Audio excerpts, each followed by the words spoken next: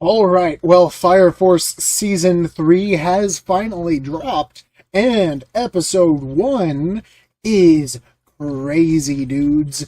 I'm gonna go ahead and just say it. This is probably not the best episode of Fire Force ever, but as an opening to this next season, it's definitely set up a lot of things that it could definitely work on. I was super weirded out by the beginning. There was this scene where it was basically just this, and I was looking at this like, why? Okay, this is really serious, a really serious time. And we have the Infernals down here with the Evangelist up there, okay? But the Infernals, they have all these speech bubbles, and I was looking at this like, is this show the right show? Did I get the off-brand Fire Force? But nah, pretty soon after that, we got the scenes that we were looking for, where Haumea and their evangelist friends are pretty much all meeting up. And she started off the episode crying. I had no idea why. I still, at this moment, I don't really remember why or what happened. So if you guys remember what happened in Season 2 to make her cry, I think someone died on their side? I'm not entirely sure why she was crying, but if you guys could remind me, maybe that would jog my memory a little bit. But we opened up with that, and then we went back to these guys, Shinra and Arthur. They're doing their typical thing, they're fighting, but we have these guys measuring them. Fire Force 8 is seemingly testing their capabilities, and we get a little bit of a flashback back to when Shinra and Arthur were training with Benimaru Shinman, I think that was his name.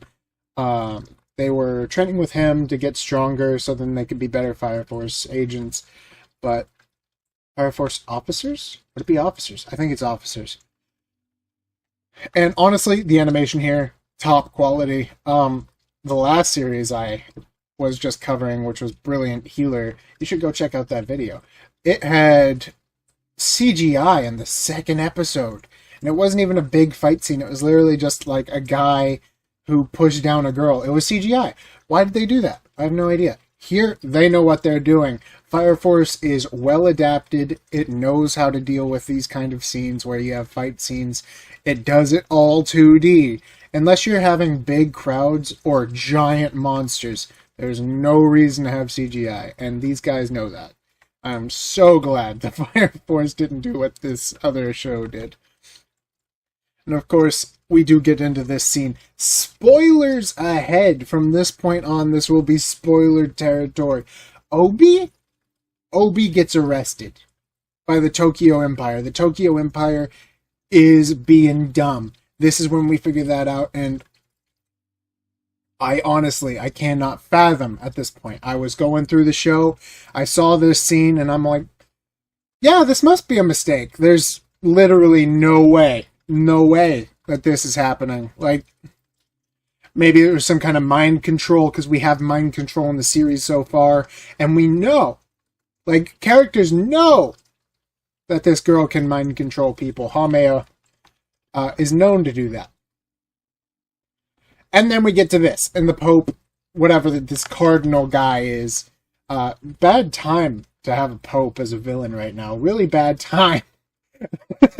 But he is kind of going off talking about the god soul, which is normal. Which is normal for this guy, because he was a worshiper of the god soul. Right up until this happens? What is he doing with the evangelists in the white coats? Why? Get out of there! That's not where you belong, sir! But, at this point, I was kind of yelling with the characters, because the other characters were yelling at this guy. And I'm just thinking to myself, why? What are you doing? I had totally forgot that this pink-haired girl is behind me. I forgot she joined them, honestly, but now I remember she, like, traced her finger, and she has the power to explode stuff. I don't recognize this weird clown guy at the very far right. He's different. I don't remember him at all. But we have Shinra's brother, Haumea, the guy who explodes stuff with potential energy that he stores up. Some, like, undead chick. I think she was the one that Hamea was messing with. But eventually, they do get to Leonard Burns, and Leonard Burns, captain of the 1st Division. Oh no! They got my boy! They convinced him with their mind-reading powers that they know she can control minds. They know this. This has been established fact.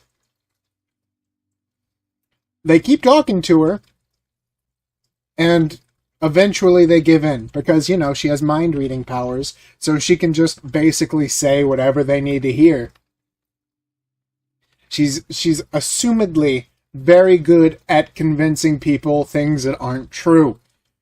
So somehow she convinces Leonard Burns, yeah, the best thing to do right now is to set the world on fire until it looks like the sun. Forget the water. No, we don't need water, despite its necessity for all of us to stay alive. Nah, not even important. How do you let yourself get that bad? I get she has mind control powers, okay? I get it. But Leonard, you're supposed to be a smart man. I get that you're a little crazy because you saw what you think was God himself as the evangelist in front of your face. But Leonard, my boy, I'm saying right now, did you not know she had mind control powers? Was it not right in front of you that Shinra was losing his mind? And Arthur had to come in and stop him? I feel like that happened at his sanction, his station, when the 4th pillar, Shinra, was losing his mind. That was where that happened, was it not? Why does this guy not remember that this chick has mind control powers? Stop talking to her. But, as we know, if you've watched the episode, unfortunately, they do turn, and then they go arrest Obi. And Company 8 learns of this. And this is the scene of basically all of Company 8 being like, we want to help. We couldn't possibly leave Captain Obi to die. We're going to fight off the entire Tokyo Empire, which is, you know, it's the typical, we're the hero guys speech that they have to give. It's very important because it's classic. Honestly, I love seeing it. It's one of my favorite tropes in shows where it's like, we'll never leave each other, because it's so obviously fake whenever people do that. It doesn't happen in real life, but it'd be pretty cool if it did. But yeah, this is basically like my fan fiction. Like, yeah, everybody's gonna stick by each other, and that's gonna be the end of it, and they're gonna defeat the big bad. That's obviously what's going to happen, hopefully by the end of the season, but maybe it won't go back to normal by the end of the season. Maybe this will be the rest of the series, is just Company 8 versus the world. But basically the entire Tokyo Empire is gonna be against these guys. So we're going to have to figure out what's up with that. And this episode ends off with Licht basically saying the Tokyo Empire has secrets, and you're about to piss off the entire Tokyo Empire. And then we get a shot of Obi sitting in his jail cell. And curse him, my boy, Leonard Burns. My boy, Leonard Burns.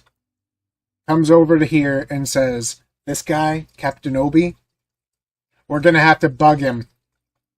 And if you're not familiar with what bugging someone does in Fire Force, the Infernals are caused by being bit by a certain bug. So essentially they're saying, we're going to have to turn him into an Infernal. Obi doesn't have firepower. I don't think he has any powers. I think he's just a regular guy, honestly. Like, he only has the ability to do what he does because he wears so much armor.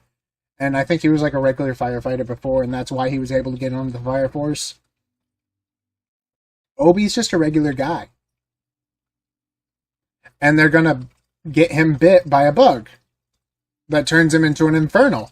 He has practically no chance at survival from what we know about being bit by the bugs. So unless Company 8 does something and does something fast, we're gonna have to say goodbye to Captain Obi. And that's a really weird thing to see the show do. I'm not sure if I'm ready for the show to take that kind of leap, but that might be what's coming. Anyway, that's been my take on the Fire Force Season 3, Episode 1. Go ahead and leave your thoughts in the comments and tell me what you think. And until next time, have a great day.